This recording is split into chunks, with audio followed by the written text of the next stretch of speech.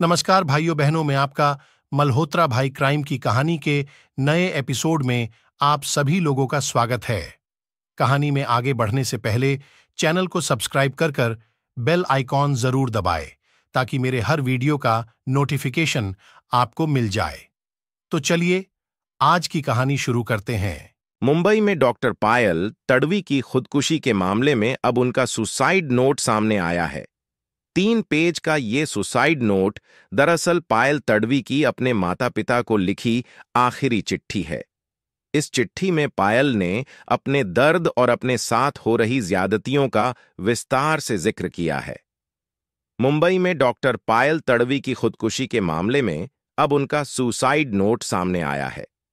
3 page का ये suicide note दरअसल पायल तडवी की अपने माता पिता को लिखी आखिरी चिट्ठी है। इस चिट्ठी में पायल ने अपने दर्द और अपने साथ हो रही ज्यादतियों का विस्तार से जिक्र किया है। पायल तडवी ने लिखा है, मम्मी पापा, मुझे वास्तव में अपनी जान लेने का बहुत खेद है। मैं जानती हूं कि मैं आपके लिए कितनी खास हूं और आप लोग ही मेरी दुनिया हो, लेकिन अब हालात ऐसे हैं कि यह असहनीय हो गया है। मैं उनके साथ 1 मिनट भी नहीं रह सकती हूं। डॉक्टर पायल तडवी ने हॉस्टल के कमरे में खुदकुशी की थी और इस मामले में 3 वरिष्ठ डॉक्टरों को गिरफ्तार किया गया था। इन आरोपी डॉक्टरों का जिक्र डॉक्टर तडवी ने अपने आखिरी खत में भी किया है। डॉक्टर तडवी ने लिखा, पिछले 1 साल से इस उम्मीद से मैं उनसे सुने जा रही थी कि यह सब खत्म हो जाएगा, लेकिन मैं अब केवल अंत देख रही हूं। वास्तव में इससे बाहर निकलने का कोई रास्ता नहीं है। मुझे इससे बाहर निकलने का कोई रास्ता नहीं दिखा। नायर हॉस्पिटल के स्त्री रोग विभाग के बारे में पायल तडवी ने लिखा है, जहां वह काम करती थीं। सुसाइड नोट में लिखा है, यहां मेरे साथ और हमारे समर्थन में कोई खड़ा नहीं हुआ। मैं हमेशा स्त्री रोग विशेषज्ञ बनना चाहती थी, लेकिन मुझे कॉलेज में खाना पकाना पड़ा। पायल ने लिखा, शुरू में मैं और स्नेहल ने किसी से कुछ नहीं कहा, लेकिन यातना उस स्तर तक जारी रही कि मैं सहन नहीं कर सकती थी। मैंने उनके खिलाफ शिकायत की, लेकिन कोई फर्क नहीं पड़ा। मैंने अपनी पेशेवर जिंदगी, निजी जिंदगी सब खो दिया। आगे वह लिखती हैं कि जब तक वे नायर हॉस्पिटल में हैं, मुझे कुछ नहीं सीखने देंगी। पिछले 3 सप्ताह से मुझे लेबर रूम में नहीं जाने दिया गया, क्योंकि वो मुझे काबिल नहीं मानती थीं। मुझे ओपीडी में लेबर रूम से बाहर रहने के लिए कहा गया। मरीजों को देखने की बजाय क्लर्कियल वर्क दिया गया। डॉक्टर पायल तडवी की सहेली और नायर हॉस्पिटल में उनकी सहयोगी डॉक्टर स्नेहल ने इस मामले में अपना बयान क्राइम ब्रांच में दर्ज करा दिया है। इसके अलावा डॉ तडवी ने लिखा, मैं हेमा आहूजा, भक्ति मेहरा और अंकिता खंडेलवाल को मेरी और स्नेहल की हालत के लिए जिम्मेदार ठहराती हूं। मैंने बहुत कोशिश की, कई बार आगे आई, मैडम से बात की, लेकिन कुछ नहीं किया गया। मुझे सचमुच कोई रास्ता नहीं दिखा। मैं केवल दी एंड देख सकती हूं। डॉक्टर तडवी ने अपने सुसाइड नोट में लिखा, इस कदम को उठाने के लिए माफी मांगती हूं। अपनी दोस्त के बारे में काफी सोचा। मैं नहीं जानती कि कैसे स्नेहल इन 3 का सामना करेगी। मैं उसे उनके सामने छोड़ने पर डरी हुई हूं। इस बीच बॉम्बे हाई कोर्ट ने तीनों डॉक्टरों हेमा, भक्ति और अंकिता की जमानत याचिकाओं की सुनवाई 30 जुलाई तक के लिए टाल दी है। अनुसूचित जाति और अनुसूचित जनजाति अत्याचार निवारण अधिनियम में संशोधन के बाद पहली बार Bombay high court doctor Payal Tadvi आत्महत्या के मामले में दायर जमानत आवेदनों पर सुनवाई की वीडियो रिकॉर्डिंग। तीनों आरोपी डॉक्टरों ने डिस्चार्ज आवेदन दायर किया था, जिसे जज SM तपकिरे ने खारिज कर दिया और प्रत्येक आरोपी पर 25,000 रुपए का जुर्माना भी लगाया। यह राशि अदालत में जमा की जाएगी और अंततः तडवी के परिवार को हस्तांतरित की जाएगी। मामले में विस्तृत आदेश अब भी उपलब्ध नहीं कराया गया है, इसलिए इस समय जुर्माना लगाने का कारण स्पष्ट नहीं है। डिस्चार्ज आवेदनों का विरोध करते हुए विशेष सरकारी अभियोजक प्रदीप घरात ने कहा कि आरोपियों के अपराध और वरिष्ठ डॉक्टरों द्वारा ताडवी को दिए गए अपमान और मानसिक और शारीरिक यातना को साबित करने के लिए पर्याप्त सबूत हैं। घरात ने कहा, एक इंसान का जीवन सबसे कीमती है और अगर कोई व्यक्ति अपना जीवन समाप्त करने का फैसला लेता है, तो इसका मतलब है कि आरोपी ने उसे इस हद तक प्रताड़ित किया है कि उसे लगा कि उसे समाप्त करना ही एकमात्र विकल्प है। तड़वी अनुसूचित तड़वी भील समुदाय से थी और उसे कथित तौर पर मरीजों, साथी डॉक्टरों और अन्य कर्मचारियों के सामने अपमानित किया गया था। यहां तक कि आरोपियों ने उसे काम भी नहीं करने दिया था। घरात ने जांच के दौरान मुंबई क्राइम ब्रांच द्वारा दर्ज किए गए तड़वी के रूममेट और अन्य कर्मचारियों के बयानों का हवाला दिया जो आरोपों का समर्थन करते हैं। अस्पताल ने एक समिति गठित करने के बाद जांच भी की और घरात ने आरोपियों के खिलाफ मामले को पुख्ता करने के लिए इस रिपोर्ट का हवाला दिया। देसाई ने दलील देते हुए कहा, मामले के लगभग हर गवाह आरोपी से श्रेष्ठ हैं। गवाह अपने बयान देने के लिए आरोपियों से डरते हैं। यदि सही तरीके से जांच न की जाए तो यह मामला सामाजिक अशांति पैदा कर सकता है।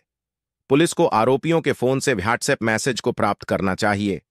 आरोपियों के वकील ने अदालत में आत्महत्या के लिए उकसाने की बात को खारिज करते हुए कहा कि तीनों को तड़वी की जाति का पता नहीं था। मामले को हत्या के तौर पर लेने का अनुरोध करने पर आरोपी भक्ति मेहर के वकील संदीप बाली ने कहा, जैसा कि अभियोजक का कहना है कि इसे हत्या के तौर पर माना जाना चाहिए, मैं कहना चाहता हूं कि सारी मेडिकल रिपोर्ट्स आने दीजिए। मेहर के वकील ने आत्महत्या के लिए उकसाने का भी विरोध किया। उन्होंने कहा कि यह केवल तड़वी की मां के बयान के आधार पर है और कोई भी सबूत इसका समर्थन नहीं करता है। आरोपी हेमा आहूजा और अंकिता खंडेलवाल के वकील अबाद पोंडा ने कहा कि मृतका को उसकी सामाजिक पहचान के आधार पर परेशान किया जाता था। इस मामले को अब मुंबई पुलिस की क्राइम ब्रांच यूनिट को हस्तांतरित कर दिया गया है। मुझे माफ कर देना, मैं अपनी जिंदगी खत्म कर रही हूं। मुझे पता है मैं आप दोनों के लिए कितनी अहमियत रखती हूं, लेकिन अब मुझसे 1 मिनट भी सहन नहीं हो पा रहा है। पिछले 1 साल में हम सब सहन कर रहे हैं, यह सोचते हुए कि यह खत्म हो जाएगा, लेकिन मुझे नहीं लगता कि यह कभी खत्म हो पाएगा। मेरे पास अब कोई रास्ता भी नहीं बचा है। इतने दिन गुजरने के बावजूद हम इस मामले पर कहीं नहीं बढ़ पाए हैं। आखिर वो कौन सी निजी वजह है जिसके कारण उन्हें हमसे इतनी परेशानी है? मैंने सब जगह पर कोशिश करने के बाद यह निर्णय लिया है। पूरे डिपार्टमेंट में किसी ने हमारा सहयोग नहीं किया। उन्होंने यह तय कर लिया है कि या तो हम गलत हैं या मामले में हमारी गलती है। मुझे माफ कर देना, मैं अपनी जिंदगी खत्म कर रही हूं। मुझे पता है मैं आप दोनों के लिए कितनी अहमियत रखती हूं, लेकिन अब मुझसे 1 मिनट भी सहन नहीं हो पा रहा है। पिछले 1 साल में हम सब सहन कर रहे हैं, यह सोचते हुए कि यह खत्म हो जाएगा, लेकिन मुझे नहीं लगता कि यह कभी खत्म हो पाएगा। मेरे पास अब कोई रास्ता भी नहीं बचा है। इतने दिन गुजरने के बावजूद हम इस मामले पर कहीं नहीं बढ़ पाए हैं। आखिर वो कौन सी निजी वजह है जिसके कारण उन्हें हमसे इतनी परेशानी है? मैंने सब जगह पर कोशिश करने के बाद यह निर्णय लिया है। पूरे डिपार्टमेंट में किसी ने हमारा सहयोग नहीं किया। उन्होंने यह तय कर लिया है कि या तो हम गलत हैं या मामले में हमारी गलती है। नायर अस्पताल के टॉपिकल नेशनल मेडिकल कॉलेज में गायनोकोलॉजी एंड ऑब्स्टेट्रिक्स के 2nd ईयर में पढ़ने वाली पायल की शादी 2016 में डॉक्टर सलमान से हुई थी। सलमान मुंबई के ही बाला साहेब ठाकरे मेडिकल कॉलेज में असिस्टेंट प्रोफेसर हैं। इस प्रताड़ना के बारे में वह बताते हैं, दिसंबर 2018 में एक शाम डिनर के बाद हम दोनों साथ थे और वो अचानक ही जोर जोर से रोने लगी। कहने लगी कि अब उससे सहा नहीं जाता है। मैंने उसे कुछ दिन अस्पताल जाने नहीं दिया। घर पर रहकर वो ठीक हो गई थी। करीब 1 सप्ताह बाद मैं उसके साथ हेड ऑफ डिपार्टमेंट से मिला। हमने उन्हें इस पूरे प्रकरण के बारे में बताया। मैंने उनसे कहा था कि मुझे मेरी बीवी हंसती खेलती चाहिए, उसका मानसिक संतुलन खराब नहीं होना चाहिए। इसके बाद उन्होंने पायल को एक कोर्स के लिए दूसरी यूनिट में भेज दिया। फरवरी 2019 तक वो ठीक थी। फांसी लगाने से 7 महीने पहले 26 वर्षीय तड़वी ने अपने एक दोस्त को बताया था कि सीनियर्स उसे परेशान कर रहे हैं। यहां तक कि उसने मजाक में कहा था कि सभी को डर है कि वह आत्महत्या कर सकती है। MBBS कोर्स के दौरान तड़वी के दोस्त रोमिल कक्कड़ याद करते हैं, शायद तब वह इससे निपटने का यही तरीका अपनाती थी। महीनों बाद 22 मई को ताड़वी के उत्पीड़न, अपमान और सजा की परिणति उसके कॉलेज के छात्रावास के कमरे में आत्महत्या करने के रूप में हुई। वह ताड़वी भील मुस्लिम समुदाय से थी, जो एक अनुसूचित जनजाति है।